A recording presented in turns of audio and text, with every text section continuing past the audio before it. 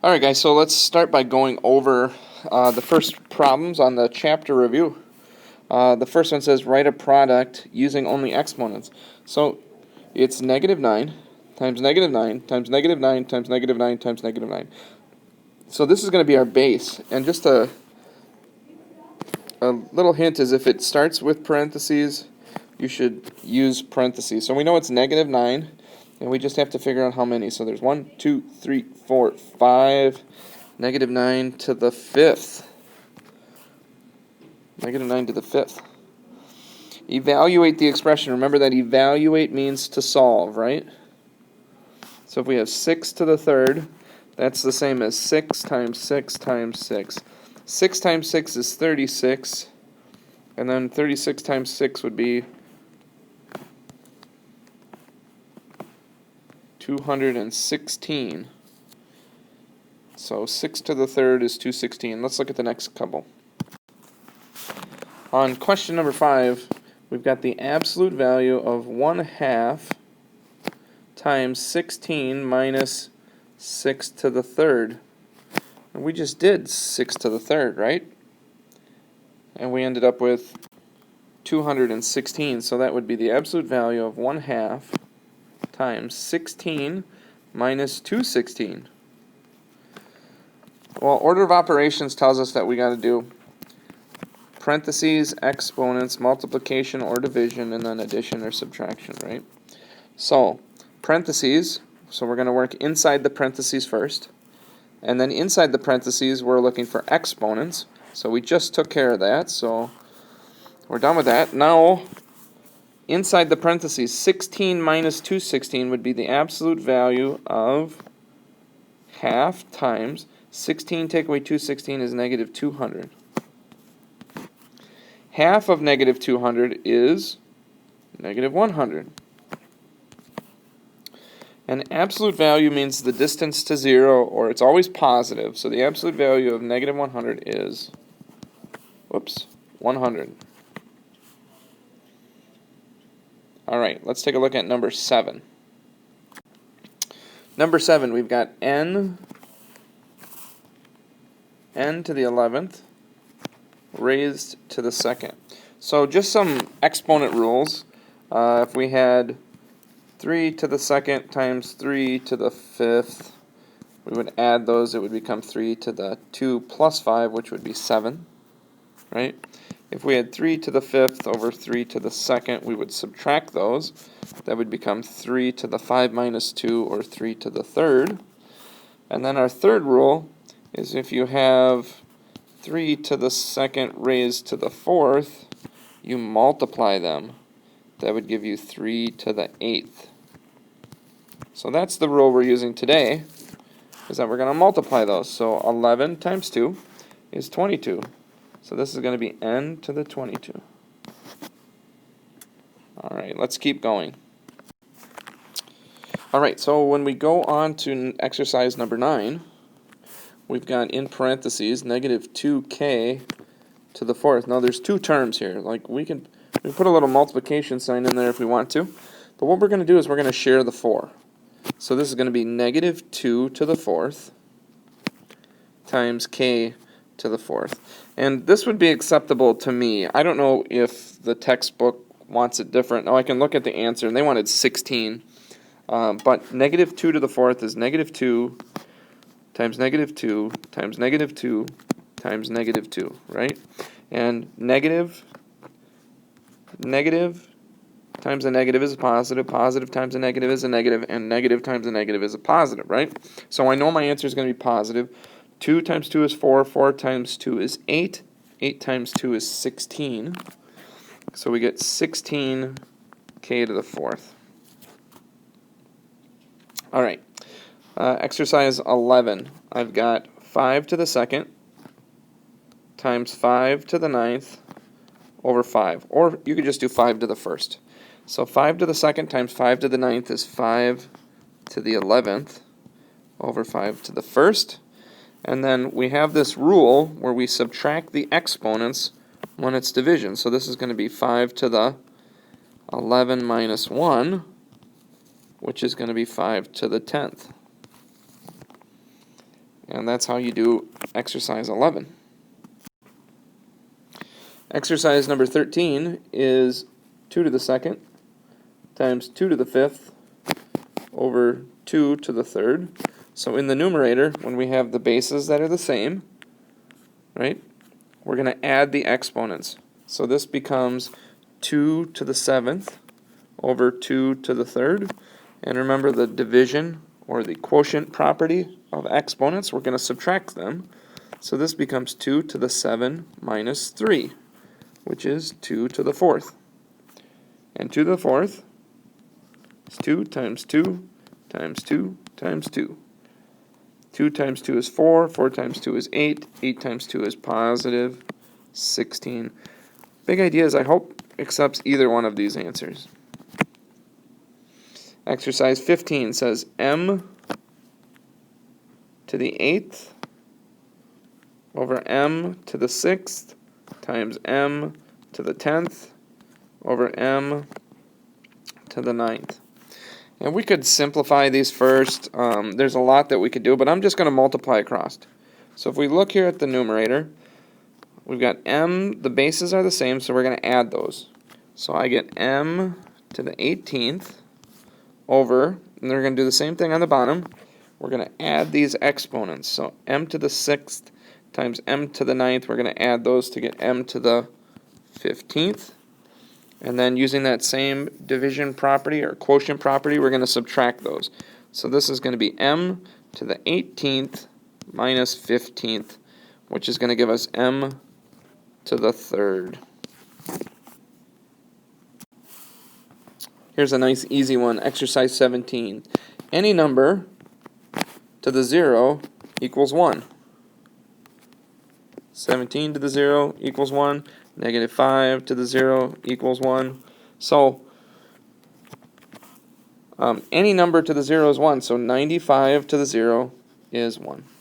Right?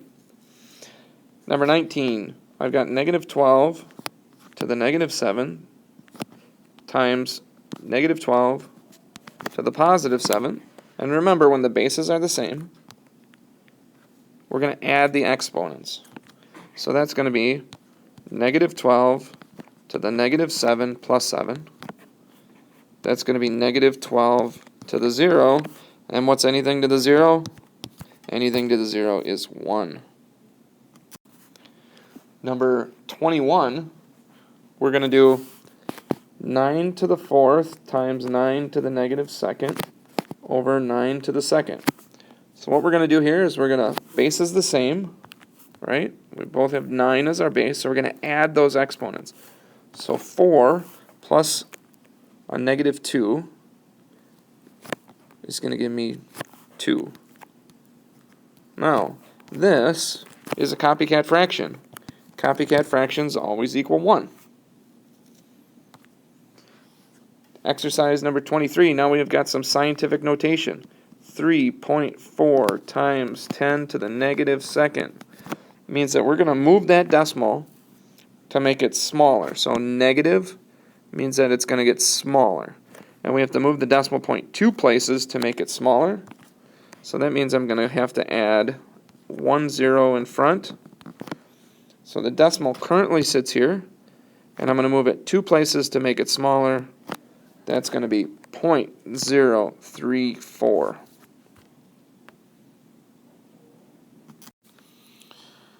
Question number 25 says write the number in standard form. So we have currently, in scientific notation, 5.9 times 10 to the 10th. And so we need to move our decimal point 10 places, and we have to move it so that the number gets bigger. So if this number is going to get bigger, it's going to have to go to the right. And so I think I'm going to need 9 zeros. Let's see. 5, 9, 1, 2, 3, 4, 5, 6, 7, 8, 9. And let's move that decimal from where it currently is 10 places to the right. 1, 2, 3, 4, 5, 6, 7, 8, 9, 10. So our new decimal point is here at the end. And then every third we put in a comma. So that's 59 billion. 27. Same thing. We've got 6.25 times 10 to the 5th. And we need to write this in regular numbers. And so what we're going to do is we're going to move this decimal point 5 positions, and because this is positive, we have to move it 5 positions so it makes it larger. So we're going to go in this direction. So it looks like I'm going to need 3 zeros at the end. 6, 2, 5, 1, 2, 3. Let's see if that works. So we start here. 1, 2, 3, 4, 5. This is where my new decimal point's going to go. Every 3, I put in a comma. 625,000. Now we're going to go backwards for number 29. We've got 800,000. And so now we're going to place a decimal point so that the value is going to be in between 1 and 10. So the only place that I can put it so that it'll be in between 1 and 10 is right here. So that would be 8 point, or 8 times 10 to the, so that's where we want it to be. This is where it currently is. And then we'll just count the space in between. So 1, 2, 3, 4, 5. It went 5 positions. 800,000 is a very big number, so that exponent is going to be positive. So 8 times 10 to the 5th. 31.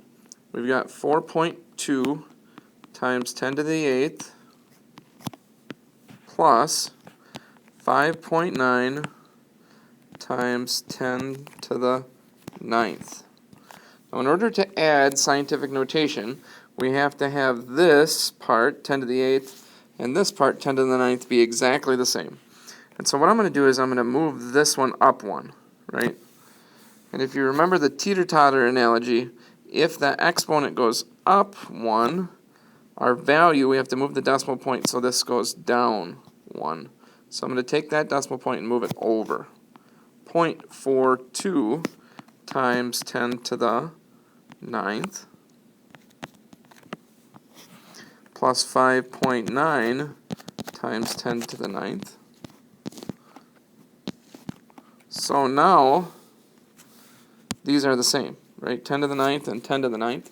So what we can do is we can just add these front parts together, right? So we're going to add this part and this part.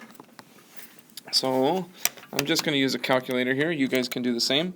0.42 plus 5.9 is going to give me 6.32.